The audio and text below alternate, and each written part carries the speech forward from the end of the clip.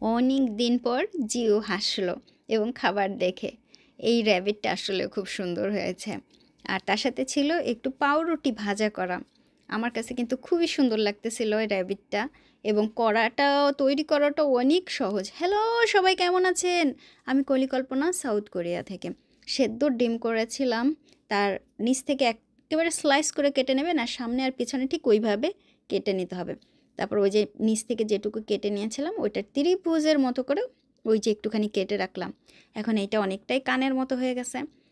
ডিমের একটা সাইড দেখবেন একটুখানি চিকন থাকে, ওই চিকন সাইডের দিকে ওই যে কানের মতো দুইটা থাকে ওইটা দিয়ে দেবেন। আর এক সাইডের ওই যে ছোটো যেটা ওটা ওইখানে দিয়ে দিলে পরেই সুন্দর একটা র্যাবিটের শেপ চলে আসলো।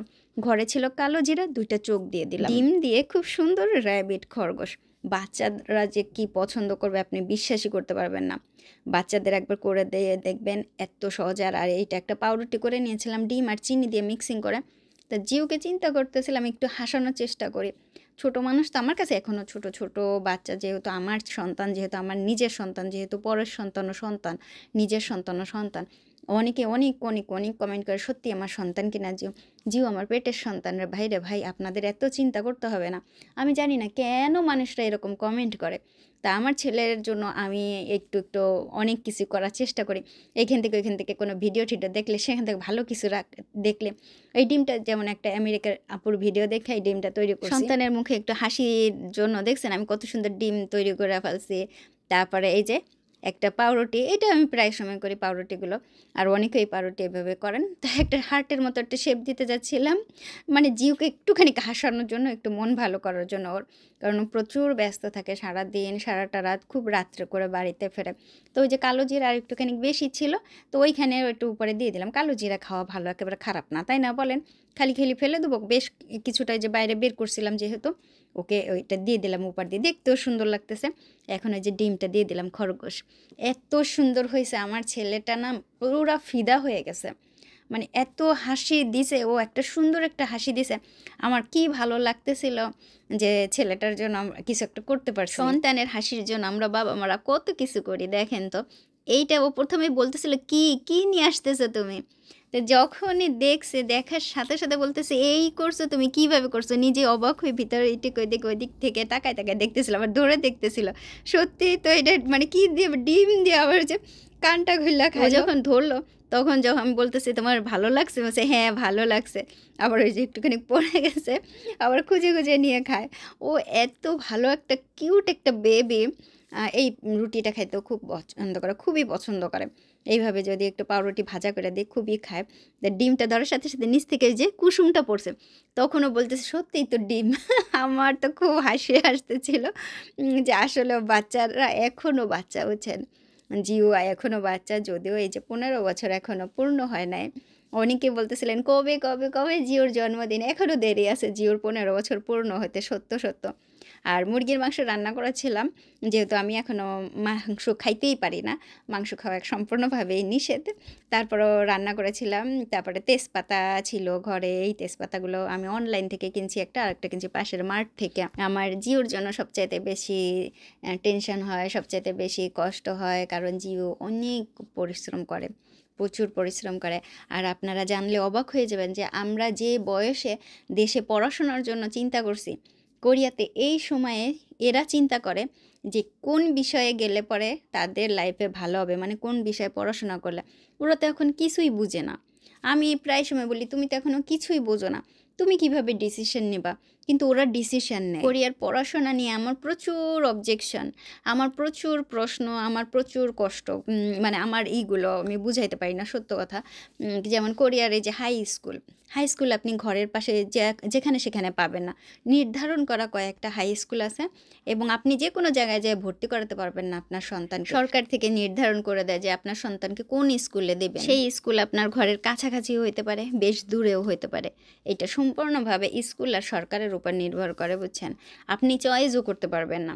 আর তারপরে হচ্ছে এই হাই স্কুল, কোনো সন্তান যদি তার নিজস্ব মতামতে চিন্তা করে যে সে কোনো একটা ইসে যাবে। আর ওই যে আমাদের দেশে যেমন বোর্ডিং স্কুল আছে না? বোর্ডিং স্কুলের মতো। যে অনেক দূরে গিয়ে সে তার মতো করে পড়াশোনা করতে চায়, তার বন্ধুরা যাবে। সুতরাং সেও তাদের সাথে গিয়ে ওইখানে পড়াশোনা করতে চায়। তাহলে আপনি আর কোনো কিছু তাকে বুঝাইতে পারবেন না। জিউর অবস্থাও বর্তমানে এরকম। ওর বন্ধুরা অনেক দূরের একটা স্কুলে যাওয়ার জন্য চিন্তা করতেছে, পড়াশোনা সেইভাবে করতেছে। জিউ ওদের সাথে অনেক দূরে গিয়া পড়াশোনা করতে যাচ্ছে। বুঝতে পারেন জিউ এখন 15 বছরও হয় নাই, কিন্তু ও যদি যায় তাহলে আগামী বছরও যাবে ওই বন্ধুদের সাথে অন্য একটা স্কুলে, ওইখানে থাকা খাওয়া সমস্ত কিছু করবে। মানে ও ওর ভবিষ্যতের কথা চিন্তা করে, বুঝছেন? মানে আমাদের দেশে তো অনেক বাবা মা আছে ছেলে মেয়েদেরকে অনেক দূর দূরান্তে দেশ বিদেশে পড়াশোনা করায়। ভাই আমার না ওই স্টাইল পছন্দ না, বিশ্বাস করেন। আমার সন্তান আমার কাছে থেকে পড়াশোনা করবে, এইটাই আমি চাই। কিন্তু যখন বড় হবে, চাকরি করবে, বিয়ে শাদী করবে, তখন জাস্ট অন্য জায়গায় চলে যাবে, একেবারে প্রথম থেকে শেষ কথা। কিন্তু এখন এই বয়সে অনেক দূরে গিয়ে পড়াশোনা করা আমার কাছে এটা না অনেক বেশি কষ্টকর। কিন্তু কোরিয়ানদের কাছে এটা কোনো ব্যাপারই না, একেবারেই কোনো ব্যাপার না। কারণ আমার হাজব্যান্ডের বড় ভাইয়ের ছেলেমেয়েরাও দূর দূরান্তে যায় পড়াশোনা করছে, কেউ কোরিয়ার ভিতরে পড়াশোনা করে নাই। ওদের কাছে এটা কোনো ব্যাপারই না। এবার আমি যতবারই চিন্তা করি ততবারই আমার খুব মন খারাপ হয়, চোখ থেকে পানিও পড়ে যে জিও যদি সত্যি সত্যি ডিসিশনটা নিয়ে নেয় যে আগামী বছর ও সত্যি সত্যি অনেক দূরে গিয়ে পড়াশোনার জন্য করবে, তাহলে কিন্তু সত্যি সত্যি ও সেইভাবে ওর ডিসিশনটা নিবে। আমি জানি না যে এই ডিসিশনটাও কত দিনের ভিতর নেবে, কারণ এটা খুব তাড়াতাড়ি রিসেন্টলি ওকে নিতে হবে, হয়তো বা 2-1 মাসের মধ্যে, কারণ ওইখানে আবার সমস্ত কিছু নিবন্ধন করতে হবে। সবাই জিওর জন্য দোয়া করবেন। কোরিয়ানি তুফু সয়াবিনের বীজ দিয়ে তৈরি করা হয়। বাজার থেকে বড় তুফু কিনে নিয়ে এসেছিলাম। আমাদের পাশেই যে মার্ট আছে ওখানেই অনেক বড় বড় তুফু পাওয়া যায়। কোরিয়াতে আমরা বলি দুবু।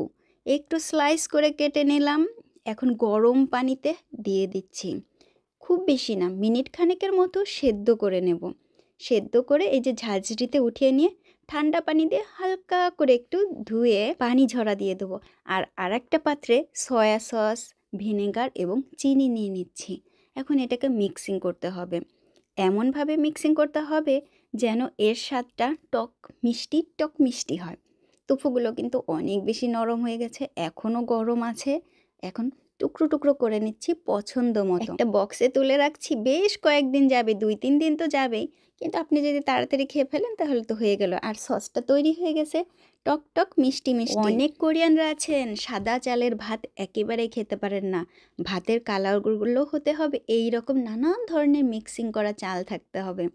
আর অনেকেই এই চালগুলো কিভাবে রান্না করেন বা ভাত কিভাবে রান্না করেন তা জিজ্ঞাসা করেন। প্রথমে চাল, নানান পদের চালগুলো একসাথে নিয়ে ভালো করে 3 থেকে 4 বার ধুতে হবে। ধোয়ার পরে পরিমাণ মতো পানি দিয়ে রাইস কুকারে অন্তত 25 মিনিট বা 30 মিনিট অপেক্ষা করতে হবে। তারপরে ভাতের সুইচ অন করতে হবে রান্নার জন্য। কেন অপেক্ষা করতে হয় 20 থেকে 30 মিনিট? কারণ ওই যে চালটা ধুয়ে রাখা হয়েছে, একবারেই যদি ভাত রান্না হয় তাহলে ভাতটা ঠিকমতো গলে না, ভাতের স্বাদও পাওয়া যায় না, ভাতটা আরও চাল চাল থাকে।